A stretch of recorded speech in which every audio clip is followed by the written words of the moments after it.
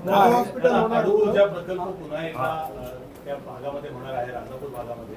तर अणु ऊर्जा प्रकल्प मधल्या काळात खूप विरोध झाला होता, आपण बघितलं. आता आला तर आम्ही स्वागत करू आणि अणु ऊर्जा प्रकल्प इथे यावा या मर्जीचा मी आहे. पण जनतेचा विरोध आहे. कोण जनता? हे व्यावसायिक आहेत. विरोध म्हणजे तुम्ही मला सांगा तुमचा अभ्यास काय हो?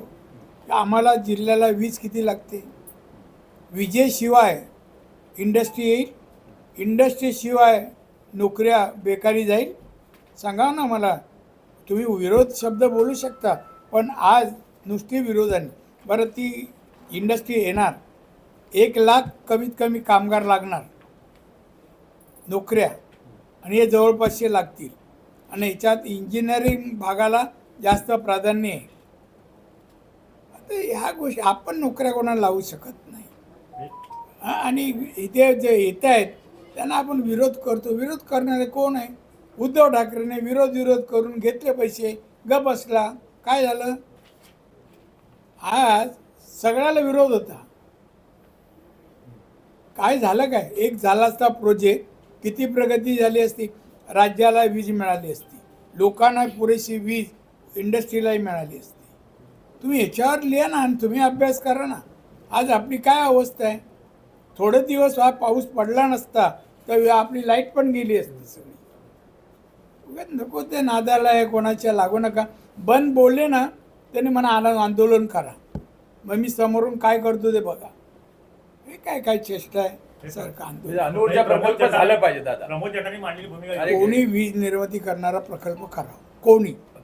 तो अमुकच माणूस असावा असं माझं म्हणणं नाही. आणि शेवटी डिपार्टमेंट आहे, ते सगळं चेक करतील ना त्याच्यावर. प्रदूषण किती होईल, काय होईल, काय. दादा, कायम जेव्हा आपण एखादा औषधी ऊर्जा प्रकल्प असेल किंवा अणु ऊर्जा प्रकल्प असेल, हे जेव्हा आपण आणतो तर कोकणाच्या एकंदरीत भौगोलिक परिस्थितीला ते योग्य नाही. फूड प्रोसेसिंग असेल किंवा असे जे आपल्याला काय अभ्यास आहे तुम्ही विचारा, काय विचारा. नाही, शेवटी सांगा प्रोजेक्ट हवेत का नको? प्रोजेक्ट हवे. ज्या भागाची प्रगती झाली ते विजेविना झाली, पाण्याविना झाली. मग हवेतून येतात का प्रोजेक्ट?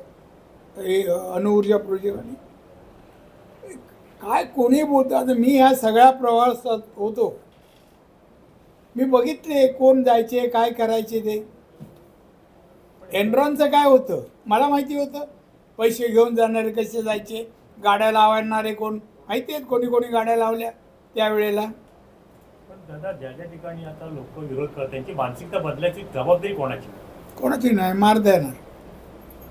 मानसिकता म्हणजे माझा फॉर्म्युला आहे, कळलं ना? मानसिकता बदलायची म्हणजे फटका व्हायचं. हां, किती वेळा समजायचं, किती वेळा समजावायचं. आणि हे बघ, आपण प्रोजेक्ट कोण घेऊन जायचं, तुम्ही लिहिणार याच्यामध्ये काहीतरी पाणी, म्हणजे प्रत्येक वेळा आरोप याच्या पलीकडे आपण काहीच करत नाही. तुम्ही एखादा प्रोजेक्ट आणा कोणीतरी, किती पण मेगावेट असो, 25, 50, 100, पण वीज तर पाहिजे ना. वीज जेव्हा कमी पडते तेव्हा भाव वाढतात, एवढं तरी खरं आहे. आपल्याकडे स्वस्त वीज पाहिजे. तर बरं, आपल्याकडे पाऊस आहे, विजेचं साधन आहे, पाण्याची वरून वीज बनवू शकतो. दादा, आता फिनोलेक्स कंपनी आहे ना, त्यांची टोटल कॅपॅसिटी आहे 45 मेगावॅट इलेक्ट्रिसिटी प्रोडक्ट, पण ते प्रोडक्शन करतात 11 ते 15 मेगावॅट. अरे, त्यांच्याकडे असणारे इक्विपमेंट झाले, टाइमपार झाले असतील.